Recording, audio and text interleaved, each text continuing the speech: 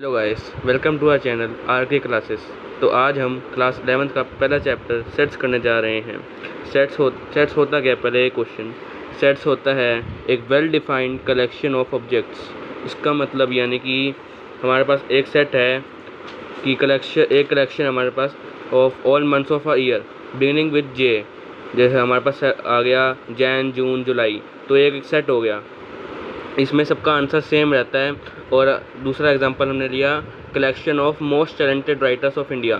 इसमें क्या है, हमारे ओपिनियन सबके चेंज होते हैं। जैसे मेरा ओपिनियन कुछ और है, आपका ओपिनियन कुछ और है, तो ये एक सेट नहीं होगा। और तीसरा एग्जांपल आ गया collection of all boys in your class. वो सबके आंसर सेम रहता है, तो एक सेट होगा वो। अब सेट में कोई दिक्कत नहीं होती किसी चीज़ रिपीटिशन या ऑर्डर की। एग्जांपल से बताता हूँ।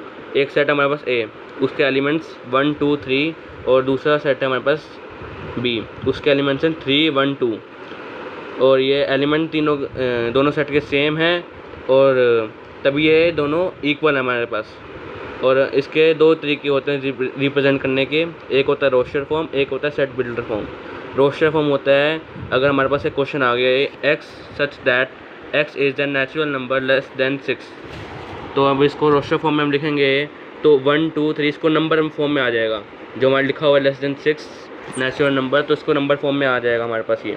यही अगर हमको इसको सेट बिल्डर फॉर्म में कन्वर्ट करना है तो हम ऐसे लिख देंगे x such that x is the natural number less than 6। ऐसे हमारे पास एक और एग्जांपल है। ए सेट में एलिमेंट्स है 1 4 9 16 25। इसको हम अगर सेट बिल्डर फॉर्म में कन्वर्ट करते हैं तो क्या लिखेंगे हम? X such that x is the square of R natural number. अब ये इम्पोर्टेंट है कुछ। Sets are denoted by capital letters A B C X etcetera. याद रखना हमेशा कि जो सेट होगा वो हमेशा कैपिटल लेटर से ही डिनोट होगा। और ये सेकंड पॉइंट आता है, जो भी सेट के एलिमेंट होते हैं वो हमेशा ऐसे वाले ब्रैकेट्स में आते हैं। इसको मान लो डांसिंग ब्रैकेट्स मान लो, इसको डांसिंग ब्रैकेट्स। और थर्ड पॉइंट है elements of a sets are represented by small letters. जो एलिमेंट होते हैं एक सेट के वो स्मॉल लेटर से डिनोट होते हैं ए बी सी डी। तो आओ इसको पढ़ते हैं हम। इसको ऐसे पढ़ते हैं x such that x belongs to N and x is the prime number. N होता है set of all natural numbers. Z होता है denote set of all integer के लिए हम डिनोट करते हैं जेड को। और जो सारे पॉजिटिव इंटीजर होते हैं वो उसको हम डिनोट करते हैं जेड प्लस से। और जो नेगेटिव इंटीजर आएंगे उसको हम जेड माइनस से करेंगे डिनोट। और जो set of all rational number हैं उसको हम डिनोट करते हैं क्यू से। और ऐसे ही जो पॉजिटिव रैशनल नंबर हैं उसको हम डिनोट करेंगे क्यू प्लस से, और रियल नंबर को आर से, हमारी पॉजिटिव रियल नंबर को आर प्लस से। अब हम इक्वल सेट्स पढ़ते हैं। इक्वल सेट्स यानी कि दो सेट हो गए जिसमें सेम एलिमेंट हैं, और सेम एलिमेंट हैं उसको हम इक्वल सेट कहते हैं। जैसे ए सेट में ए बी सी है और बी सेट में सी बी ए है, दोनों ये इक्वल हैं। अब दूसरा एग्जांपल है ए सेट में 1 1 2 3 है एलिमेंट्स, और बी सेट में 2 2 1 3 3 हैं, तब भी ये इक्वल होंगे क्योंकि एलिमेंट 3 ही है इसके अंदर। अब सबसेट होता है क्या? जैसे हो गया हमारे पास एक सेट है 1 2 3 4 5 6। इसका सबसेट अगर हम बनाएंगे तो 1 2 3, यानी कि ये इसके हम सबसेट बनेंगे 1, ये 2 बन गया, ऐसे बनते जाएंगे। और सबसेट का साइन होता है ये वाला ऐसा। और अगर जैसे हमारे पास एक और एग्जांपल आ गया बी क्या है 7 8 9, तो बी इसका सबसेट नहीं होगा क्योंकि ये वाले एलिमेंट्स इसके अंदर नहीं हैं, तो नॉट सबसेट का साइन ये होता है। और एक और एग्जांपल आ गया, इसके हमको सबसेट लिखने हैं किसके? एक सेट के ए 2 और 4 है सेट, उसके हमको सबसेट लिखने हैं। क्या होंगे? 2 4 2,4 और 5 होता है जिसमें कोई भी 5 सेट ही होता है जिसमें कोई भी एलिमेंट नहीं होता, उसको 5 कहते हैं हम। और 5 सबका सबसेट होता है। जैसे अब ऐसे इंटरवल्स होते हैं। इंटरवल्स यानी कि क्लोज इंटरवल आ गया, ये आ गया हमारे पास ये सेट बिल्डर फॉर्म में ए स्मॉलर देन और इक्वल टू एक्स, और smaller than equal to b. जहाँ भी इक्वल टू का साइन आएगा वहाँ पे क्रॉस ब्रैकेट लगेंगे, और जहाँ पे नहीं आएगा वहाँ पे ओपन ब्रैकेट लगेंगे। ऐसे ही ओपन इंटरवल आ गया तो ओपन ब्रैकेट यहाँ लगे यहाँ पे क्योंकि इक्वल टू का साइन नहीं है। यहाँ पे अगर एक जगह पे इक्वल टू का साइन है तो वहाँ पे क्लोज ब्रैकेट आ जाएंगे, यहाँ पे नहीं है तो ओपन ब्रैकेट ही आएंगे। एग्जांपल देख लो एक बार, ऐसे है ए सेट है x such that x belongs to R -4 smaller than x smaller than और इक्वल टू 6। अब यहाँ पे इक्वल टू का साइन नहीं है 4 के साथ, तो 4 यहाँ पे ओपन ब्रैकेट आ जाएगा। यहाँ पे इक्वल टू का साइन है साथ में, तो यहाँ पे क्लोज ब्रैकेट आ जाएगा। ऐसे ही बी सेट है x such that x belongs to R 3 smaller और इक्वल टू एक्स स्मॉलर और इक्वल टू 4। यहाँ पे दोनों में इक्वल का साइन है तो दोनों तरफ क्लोज ब्रैकेट का साइन आएगा। अब हम पढ़ेंगे पावर ऑफ सेट। इसमें क्या होता है, अगर हमको एक सेट दे दिया ए जिसमें आगे एलिमेंट्स 1, 2, 1, 2, 3, इसके हमको सबसेट बताने हैं, नहीं नंबर ऑफ एलिमेंट बताने हैं इसके अंदर हमको कितने होंगे। तो हमारे पास एक फॉर्मूला है P of A equals to 2n। अगर हम ऐसे लिखेंगे इसको तो इधर 3 एलिमेंट हैं, तो यहाँ पे आ गया 2n का फॉर्मूला लगाया हमने P ऑफ ए का, तो यहाँ पे आ गया 2 की पावर 3 यानी कि 8। इसके मतलब 8 सबसेट बनेंगे। ऐसे एग्जांपल एक और है a इक्वल्स टू ए का सब ए एक सबसेट है 1, 2 का। इसके हम अगर सबसेट वैसे निकालेंगे तो ऐसे लिख देंगे 5, 1, 2, 1, 2। अगर हम लोग इसको फॉर्मूले की तरफ से देखेंगे तो आ जाएगा 2n की पावर इज इक्वल्स टू 2 की पावर 2 यानी कि 4 आ गया। जब यहाँ 5 है, 5 नल सेट या फिर एम्प्टी सेट है जिस सेट में कुछ भी नहीं होता, या उसको हम 5 भी लिख सकते हैं और एक ब्रैकेट भी खाली छोड़ सकते हैं ऐसे। और अब हम पढ़ेंगे ऑपरेशन ऑन सेट्स। पहले आएगा union of set. Union of set यानी कि हमारे पास एक सेट है ए 1, 2, 3 और एक सेट है बी 2, 3, 4, 5। अब हम इन दोनों को मिक्स कर देते हैं, मतलब जोड़ देते हैं, यानी कि क्या गया 1, 2, 3, यहाँ पे 3 है, 4, 5, ये हमने यूनियन हो गया इनका। अब एक और हमारे पास एग्जांपल आ गया, जैसे ए सेट है 1, 2 और बी है 3, 4। इसका अगर हम यूनियन निकालेंगे तो आएगा 1, 2, 3, 4, ये आ गया। अब अगर इंटरसेक्शन की बारी आती है, इंटरसेक्शन में भी सेम एग्जांपल लेंगे। एक सेट आ गया 1, 2, 3 और बी सेट में क्या आया 2, 3, 4, 5। इंटरसेक्शन का मतलब ये होता है जो चीज़ दोनों सेट में कॉमन आएगी उसको हम यहाँ लिख देंगे। जैसे इस सेट में 2 और 3, इसमें भी 2 और 3 कॉमन है, उसको हमने यहाँ पे लिख दिया। एक और एग्जांपल ले लो 1, 2, 3 ये। इसका अगर हम और एक और है बी सेट, क्या बी सेट आ गया 4, 5, 6। अगर हम इसका इंटरसेक्शन निकालेंगे तो 5 आएगा, यानी कि कुछ भी कॉमन नहीं है तो 5 आएगा यहाँ पे। यहीं पे हम पढ़ेंगे डिसजॉइंट सेट्स। यानी कि हमारे पास एक सेट है ए बी सी डी उसके एलिमेंट हैं, और बी सेट है उसके अंदर हमारे पास एलिमेंट हैं बी ई एफ जी। इसका अगर हम लोग इंटरसेक्शन निकालेंगे तो बी कॉमन आ रहा है, यानी कि वो डिसजॉइंट सेट नहीं है। अगर हम यहीं एग्जांपल लेंगे, ए सेट में ए बी सी डी है और बी सेट में ई एफ जी एच है, अगर उसका इंटरसेक्शन निकालेंगे तो 5 आ रहा है, तो वो जब भी किसी दो सेट का हम लोग इंटरसेक्शन करेंगे और आंसर 5 आएगा, वो सेट हमारा डिसजॉइंट सेट कहलाएगा हमेशा। अब हम पढ़ेंगे डिफरेंस ऑफ सेट। यानी कि आ गया हमारे पास एक एग्जांपल, ए एक सेट है उसके एलिमेंट है 1, 2, 3, 4, 5, 6 और बी एक सेट है 2, 4, 6। अब बी सेट के जो एलिमेंट हैं उसको हम ए सेट में से माइनस कर देंगे। जैसे 1 ए सेट में है, बी में नहीं है, लेकिन तो यहाँ पे हम 1 लिख देंगे। 2 है तो 2 से 2 कट हो जाएगा। 3 है, 3 नहीं है, सेट बी में 3 लिख देंगे हम लोग। 4 है तो 4 कट हो जाएगा 4 से। 5 नहीं है, 5 लिख देंगे। 6 है, 6 हो जाएगा कट। ऐसे एग्जांपल है एक और, ए सेट है 2, उसके एलिमेंट्स हैं 2, 4, 6, 8, 10, 14, 16 और एक सेट है बी, उसके एलिमेंट्स है 1, 6, 8, 12, 16। अब ऐसे अगर हम a माइनस बी करेंगे तो 2 इस सेट में नहीं है, 2 लिख दिया हमने। 4 नहीं है, 4 भी लिख दिया। 6 है तो 6 कट हो गया। 8 है, 8 कट हो गया। 10 नहीं है सेट में तो 10 यहाँ पे लिख दिया हमने। 14 भी नहीं है, 14 नहीं लिखा, 14 यहाँ लिख दिया। 16 है दोनों में, 16 कट हो गया। अब हम इसके बाद है law of union of set, यानी कि a union b equals to b union a। Example है एक, सेट a में एलिमेंट्स है 1, 2, 3 और एक सेट है बी, उसके एलिमेंट्स हैं 2 3 4। पहले हम लोग लेफ्ट हैंड साइड लेंगे, यानी कि ए यूनियन बी।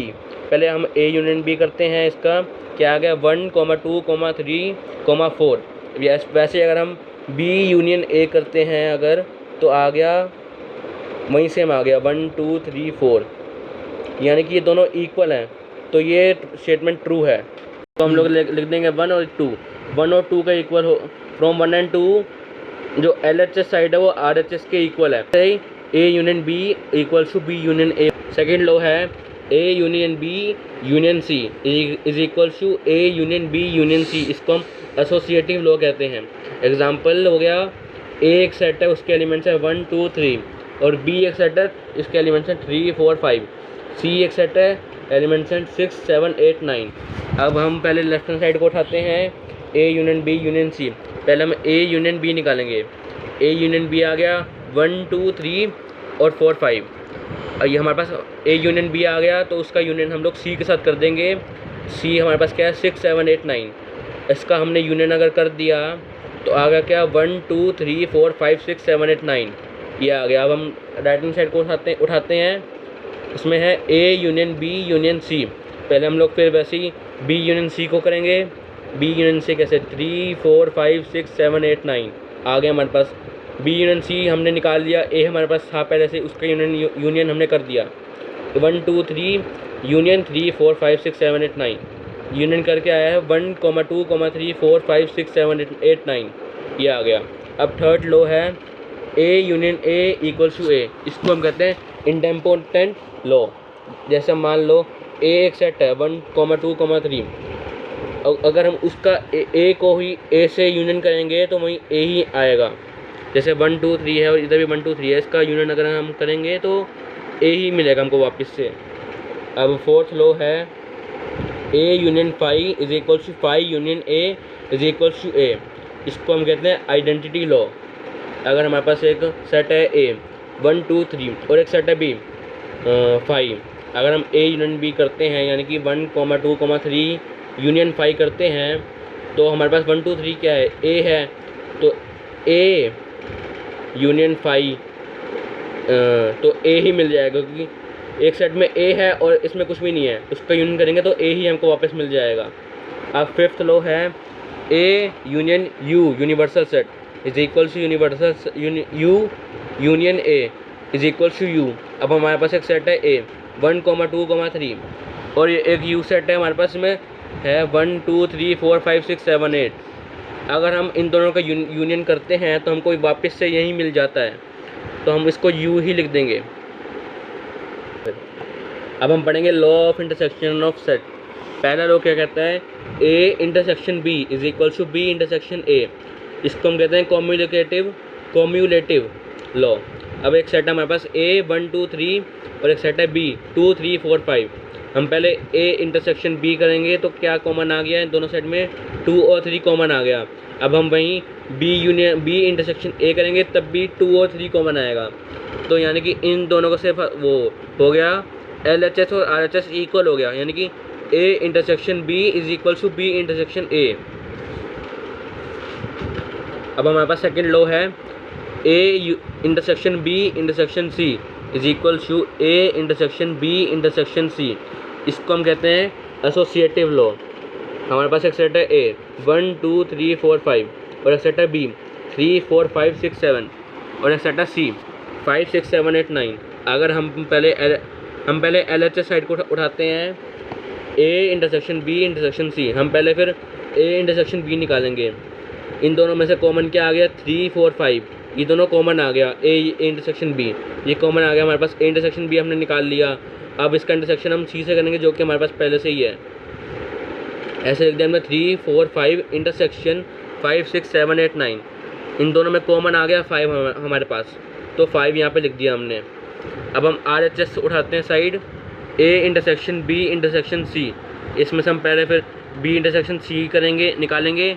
क्या कॉमन आ गया 5 और 6 7, ये कॉमन आ गया इन दोनों सेट में से। उसका इंटरसेक्शन ए से करेंगे जो कि हमारे पास पहले से ही है, यानी कि 1 2 3 4 5। इसमें से दोबारा कॉमन आ गया 5 हमारे पास, तो इन दोनों से प्रूव हो गया कि LHS इक्वल टू RHS, यानी कि A intersection B intersection C is equal to A intersection B intersection C। अब थर्ड लोग क्या कहते हैं, A intersection A is equal to A। हमारे पास एक सेट है A 1, 2, 3। अगर हम उसका इंटरसेक्शन करेंगे तो कॉमन हमारे पास वहीं आ जाएगा, वापस मिल जाएगा। जैसे 1, 2, 3 है, उसका इंटरसेक्शन दोबारा से 1, 2, 3 करेंगे तो हमको वहीं मिल जाएगा वापस, तो A आ गया यहाँ पे। अब एक फोर्थ लोग क्या कहते हैं, A intersection 5 is equal to 5 intersection A is equal to 5, यानी कि हमारे पास एक सेट है A 1, 2, 3 और एक सेट है B 5। तो हम अगर इसका इंटरसेक्शन करेंगे 1, 2, 3, 5 इंटरसेक्शन 5, 1, 2, 3 हमारे पास A सेट था, तो A इंटरसेक्शन 5 करेंगे, दोनों में से कॉमन हमारे पास 5 आ जाएगा। अब फिफ्थ लोग कहता है A intersection U is equal to U intersection A is equal to A। अब एक सेट है A हमारे पास 1, 2 और 3 और U सेट है 1, 2, 3, 4, 5, 6, 7, 8। अगर हम लोग इसका इंटरसेक्शन निकालते हैं तो 1, 2, 3 कॉमन आ गया और 1, 2, 3 हमारे पास क्या दे रखा है, सेट A, तो यहाँ पे A आ गया। अब आता है क्या, डिस्ट्रीब्यूटिव लॉ, यानी कि पहला लॉ क्या कहता है, A union B intersection C is equal to A union B intersection A union C। A हमारे पास एक सेट है A, उसके एलिमेंट्स है 1, 2, 3, 4 और B सेट है 3, 4, 5, 6 और C सेट है 6, 7, 8, 9, 10। हम पहले ही LHS साइड को हम लोग पहले लेंगे। LHS साइड जो है A union B intersection C, तो हम पहले B इंटरसेक्शन C निकालेंगे, यानी कि इन दोनों में से कॉमन क्या आएगा, हमारे पास 6 आ गया कॉमन हमारे पास।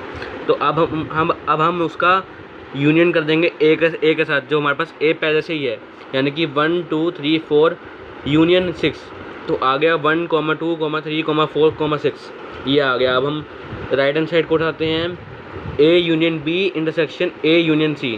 पहले हम लोग निकालेंगे A यूनियन B निकालेंगे, तो क्या आ गया 1, 2, 3, 4, 5, 6। वैसे ही A यूनियन C क्या आ गया हमारे पास 1, 2, 3, 4, 6, 7, 8, 9, 10। अब हम लोग A यूनियन B इनका इंटरसेक्शन A यूनियन C से निकालेंगे, यानी कि A union B intersection A union C आ गया हमारे पास क्या 1, 2, 3, 4, 6। वैसे यही दोनों सेम है हमारे पास, ये भी सेम है, ये भी सेम है हमारे पास और ये भी सेम है। इससे हो गया prove LHS equal to RHS, यानी कि A union B intersection C is equal to A union B intersection A union C। अब सेकेंड लो कहता है A intersection B union C is equal to A intersection B union A intersection C। हमारे पास एक set है A, उसके elements है 1, 2, 3, 4 और B set में क्या है 3, 4, 5, 6। C सेट में हमारे पास 5, 6, 7, 8, 9 है। तो पहले हम लेफ्ट हैंड साइड को उठाएंगे A intersection B union C, तो हम पहले उसका B यूनियन C निकालेंगे, आ गया क्या 3, 4, 5, 6, 7, 8, 9। अब हम A intersection B union C निकालेंगे, हमारे पास A पहले से ही है और B यूनियन C हमने निकाल लिया, तो किया हमने 1, 2, 3, 4 इंटरसेक्शन 3, 4, 5, 6, 7, 8, 9। इन दोनों में से कॉमन आ गया हमारे पास 3, 4 आ गया हमारे पास कॉमन। तो अब हम लोग पहले राइट हैंड साइड निकालेंगे। अब हम क्या लिखा हुआ है A intersection B union A intersection C। हम पहले A इंटरसेक्शन B निकालेंगे, क्या आ गया कॉमन, दोनों में से 3 और 4, ये दोनों कॉमन आ गए इन दोनों में से। अब हम A इंटरसेक्शन C निकालेंगे तो कॉमन कुछ भी नहीं है, यानी कि 5 आ गया। अब हम इसका निकालेंगे A union B A intersection B union A intersection C, यानी कि 3, 4 इंटरसेक्शन 5, तो 3, 4 आ गया। अब ये दोनों हमारे पास सेम है, तो LHS इक्वल टू RHS हो गया, यानी कि A intersection B union C is equal to A intersection B union A intersection C। अब हम कॉम्प्लीमेंट ऑफ अ सेट ये पढ़ेंगे, यानी कि हमारे पास एक सेट है U 1, 2, उसमें एलिमेंट्स है 1, 2, 3, 4, 5, 6, 7, 8, 9, 10 और एक सेट है A 1, 3, 5, 7, 9 और एक सेट है B 3, 4, 5। अगर हमको बोल दें कि A कॉम्प्लीमेंट निकालो, यानी कि हमारे पास सेट A क्या है 1, 3, 5, 7, जो हमारे पास सेट A है उसको हम माइनस कर देंगे U से, यानी कि 1 इसमें भी है 1 इसमें भी है, यानी कि 1 से 1 कट गया और 2 इसमें नहीं है 2 हमने लिख दिया, 3 दोनों में है 3 यहाँ से 3 कट हो गया, 4 इसमें नहीं है 4 हमने लिख दिया, ऐसे ही 5 दोनों में है 5 हमने लिखा नहीं, 6 नहीं है 6 लिख दिया, 7 दोनों में है, 7 कट हो गया, 8 नहीं है, 8 हमने लिख दिया, 9 है दोनों में, 9 कट हो गया। अब यहाँ पे 10 नहीं है तो A का कॉम्प्लीमेंट निकल के आ गया 2 4 6 8 10। अगर हम निकालें B का कॉम्प्लीमेंट तो B में एलिमेंट है 3 4 5, उसको हम लोग माइनस कर देंगे U से, यानी कि 1 नहीं है 1 लिख दिया, 2 नहीं है 2 लिख दिया, 3 है तो 3 कट हो गया दोनों में से, 4 भी कट हो गया, 5 भी ऐसे कट हो गया, तो हमने बाकी लिख दिए 6 7 8 9 10 लिख दिए हमने। ये आ गया B का कॉम्प्लीमेंट। अब हम पढ़ेंगे डी मॉर्गन्स लॉ। ये कहता है, पहला लॉ है इसका, A यूनियन B का complement is equal to A का कॉम्प्लीमेंट इंटरसेक्शन B का कॉम्प्लीमेंट। इसका एग्जांपल लेते हैं कि हमारे पास एक सेट है U, उसके एलिमेंट्स है 1 2 3 4 5 6 7 8 9 10, और एक सेट है A 1 3 5 7 9, और B सेट है उसके एलिमेंट्स है 3 4 5। हम पहले LHS लेफ्ट हैंड साइड उठाएंगे, उसमें लिखा हुआ है A यूनियन B का कॉम्प्लीमेंट, तो हम पहले A यूनियन B निकालेंगे। हमारे पास A यूनियन B आ गया 1 3 4 5 7 9। अब ये जो नंबर है इसको हम लोग इसमें से माइनस कर देंगे, यानी कि 1 इसमें है 1 इसमें भी है, 1 कट हो गया, 2 नहीं है तो हमने 2 लिख दिया, 3 है 3 कट हो गया इसमें से भी, 4 भी कट हो गया, 5 भी कट हो गया, 6 नहीं है 6 यहाँ पे हमने लिख दिया, 7 है 7 कट हो गया, 8 नहीं है 8 हमने यहाँ लिख दिया, 9 है 9 भी कट हो गया, 10 नहीं है 10 हो गया। तो यानी कि A यूनियन B का कॉम्प्लीमेंट आ गया 2, 6, 8, 10। अब हम लोग राइट हैंड साइड को उठाते हैं, उसमें लिखा हुआ है A का कॉम्प्लीमेंट इंटरसेक्शन B का कॉम्प्लीमेंट। इसके लिए हम पहले A का कॉम्प्लीमेंट निकालेंगे। A सेट में क्या है 1 3 5 7 9, इसको इसमें जो नंबर्स हैं उसको माइनस कर देंगे इसमें से, तो यानी कि 1 है इसमें 1 कट हो गया, यहाँ पे 2 आ गया, 3 नहीं है यहाँ पे 2 नहीं है तो 2 हमने लिख दिया, 3 दोनों में 3 कट हो गया, अगर 4 नहीं है तो नहीं। हम लोग अब एक का कॉम्प्लीमेंट निकालेंगे। A में क्या है 1 है 1 कट हो गया, तो यहाँ पे 2 इसमें नहीं है तो हमने 2 लिख दिया, 3 दोनों में 3 कट हो गया, 4 इसमें नहीं है तो हमने 4 लिख दिया, वैसे ही 5 भी कट हो गया, 6 नहीं है 6 आ गया, 8 आ गया, 10 आ गया, तो A का कॉम्प्लीमेंट आ गया ये। हम लोग अब B का कॉम्प्लीमेंट निकालेंगे। इस B सेट में क्या दे रखा है 3 4 5, तो हम लोग इसमें से इसको माइनस कर देंगे, इसको इसमें से माइनस कर देंगे हम लोग, यानी क्या आ गया 1 2 6 7 8 9 10।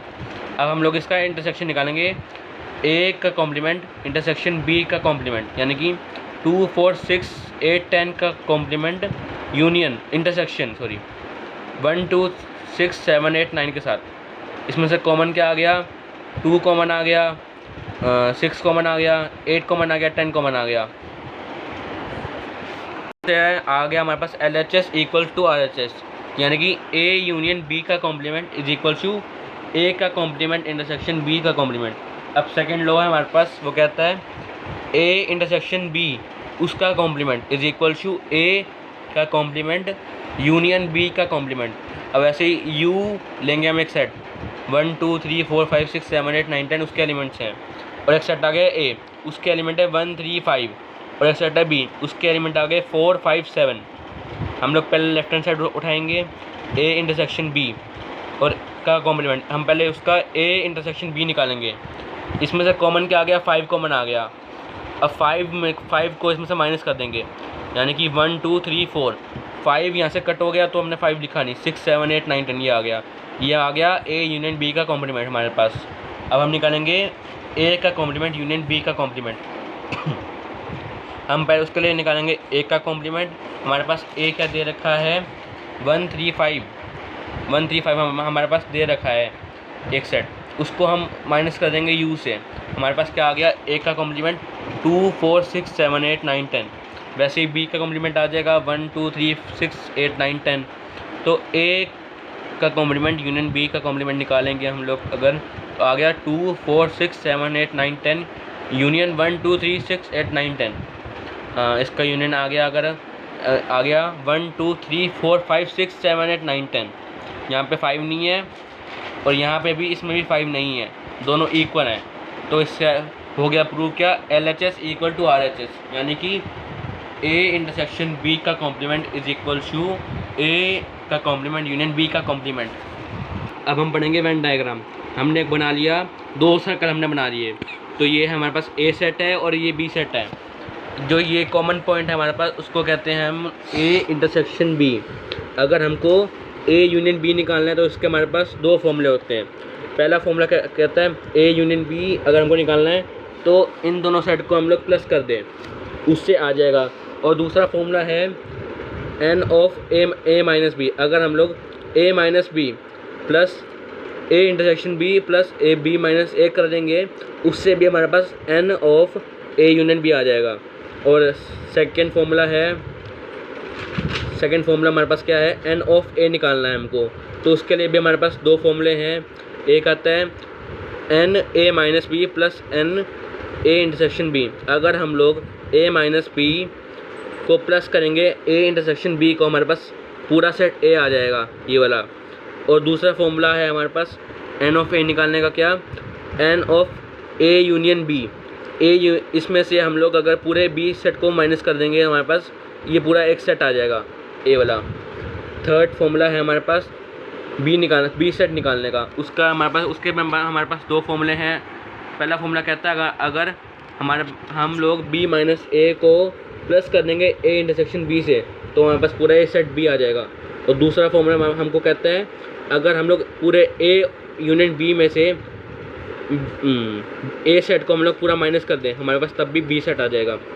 और फोर्थ फॉर्मूला कहता है N of A union B union C is equal to n of A plus n of B plus n of C minus n of A intersection B minus n of B intersection C minus n of A intersection C plus n of A intersection B intersection C. ये हमको कहता है क्या, हमारे पास ये तीन set हैं ए B सी। ये जो हमारे पास पॉइंट है ये तीनों का कॉमन पॉइंट है, इसलिए आ गया A intersection B intersection C. ये जो पॉइंट है ये इन दोनों का कॉमन पॉइंट है, ये जो पॉइंट है ये इन दोनों का कॉमन पॉइंट है, इन दोनों का बी और सी का। ये वाला पॉइंट इन दोनों का कॉमन पॉइंट है। ये कहता है अगर हम लोग ए सेट को प्लस कर दें, बी सेट को प्लस कर दें, सी सेट को प्लस कर दें और माइनस कर दें कौन सा पॉइंट, ये कौन सा एरिया, ये वाला एरिया, ये वाला एरिया और ये वाला एरिया, ये तीन एरिया अगर हम लोग माइनस कर दें और प्लस कर दें ये पूरा कॉमन वाला एरिया, तो हमारे पास N of A union B union C आ जाएगा। अब आता है क्या, टाइप्स ऑफ सेट। हमारे पास अलग अलग तरह के सेट होते हैं। पहला सेट कहता है एम्प्टी सेट होता है। पहला ये होता है जैसे हमारे पास एक क्वेश्चन आ गया, एक सेट है जिसमें आ गया x such that x square equal to 4, और जो हमारे पास एक्स आएगा वो ओड होना चाहिए, लेकिन एक्स स्क्वायर इक्वल टू 4 क्या आ गया, एक्स इक्वल टू 2 आ गया। ये तो इवन नंबर हो गया, यानी कि ए सेट में कुछ भी नहीं है, ये खाली सेट है, तो इसको हम लोग एम्प्टी सेट कहते हैं। जोन से बी सेट में वो कुछ भी नहीं होता, यानी कि ऐसे खाली ब्रैकेट होते हैं या फिर फाई होता है, उसको हम लोग एम्प्टी सेट कहते हैं या फिर नल सेट कहते हैं। इसका एक और नाम है नल सेट। तो हम लोग इसको आ गया ए इज इक्वल टू 5 आ गया।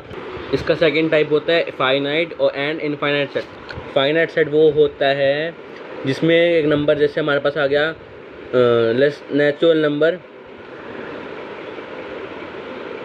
लेस देन 6, तो इसमें क्या आ गया 1 2 3 4 5, ये हम गिन सकते हैं, ये फाइनाइट है। ऐसे एक और क्वेश्चन आ गया हमारे पास, अगर एक सेट है उसमें एलिमेंट है A X such that x belongs to N and X square equal to 4, इसमें खाली ए सेट में क्या आया 2 आ गया, तो ये फाइनाइट हो गया।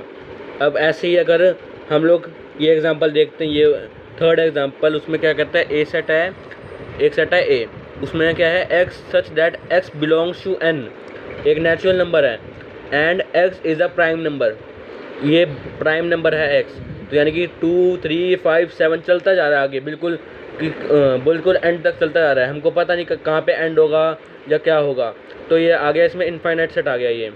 ऐसे ही एक और आ गया ए एक सेट है, इसमें आ गया x such that x belongs to N and x is odd, यानी कि जो एक्स होना चाहिए वो ऑड नंबर होना चाहिए। तो ऑड नंबर हमारे पास बहुत सारे हैं, उनका एंड हमको कोई नहीं जानता, तो इनफाइनाइट सेट में आता है वो। ऐसे ही एक हमारे पास थर्ड टाइप है यूनिवर्सल सेट का। यूनिवर्सल सेट यानी कि हमारे पास एक सेट है ए 1 2 5 9, और एक सेट है बी 4 8 12 16, और एक सेट है सी 1 4 9 16। हमारे पास एक यू सेट है जिसके अंदर ये सारे नंबर हैं, तो उसको हम यूनिवर्सल सेट कहेंगे। तो ये जो भी जिस सेट में भी सारे नंबर्स होते हैं उसको हम लोग यूनिवर्सल सेट कहते हैं। इसका एक शॉर्टकट होता है बाबा सेट। इसको एक बाबा सेट मान लो, ये सबका बाबा है, मान लो ऐसा, ठीक है। और हम फोर्थ टाइप आ गया सिंगलटन सेट। ये एक सेट होता है, इसमें कोई भी ए आ गया हमारे पास सेट है, उसमें खाली 2 है, या फिर एक बी सेट है उसमें खाली 3 है हमारे पास, उसको हम सिंगलटन सेट कहते हैं। यानी कि जो सा भी सेट हो उसमें खाली एक ही एलिमेंट हो उसको हम लोग सिंगलटन सेट कहते हैं। और ये जो हमारे पास सिंबल होता है बिलोंग्स टू का, इसको हम ऐसे लिखते हैं, if x is the member. अगर एक्स एक मेंबर है सेट ए का तो हम लोग एक्स बिलोंग्स टू ए लिखते हैं। ये इसका मतलब होता है एक्स बिलोंग्स टू ए। अगर एक्स मेंबर नहीं होता ए का तो हम लोग उसको ऐसे लिखते हैं, एक्स नॉट बिलोंग टू ए। अब आ गया हमारे पास एक सेट आ गया 1 2 3 4 5, इसमें से 1,2 बिलोंग करता है ए से, यानी कि 1 और 2 है वो ए सेट में है, उसको बिलोंग करता है ये। और वैसे 3 4 5 है वो भी उसको बिलोंग करता है। अगर हमारे पास आ गया 6 तो वो बिलोंग नहीं करता। ऐसे ही 8 9 भी बिलोंग नहीं करता। 5 भी बिलोंग नहीं करता। 5 क्या होता है, एक सबसेट होता है ए का। और ये तो यहाँ पर वीडियो का एंड होता है। आई होप कि आप लोगों को समझ में आया होगा। और अगर आपको कोई भी डाउट या क्वेरी है तो कमेंट सेक्शन में कमेंट कर देना, और हम लोग उसका जल्द से जल्द कोई सोल्यूशन निकालेंगे और अगली वीडियो में आपको बताएंगे। अगर आपको इस क्लास के नोट्स की PDF चाहिए तो डिस्क्रिप्शन बॉक्स में लिखे नंबर पर कॉन्टैक्ट करें। अगर आपको वीडियो पसंद आई हो तो please like share comment and subscribe. Thank you.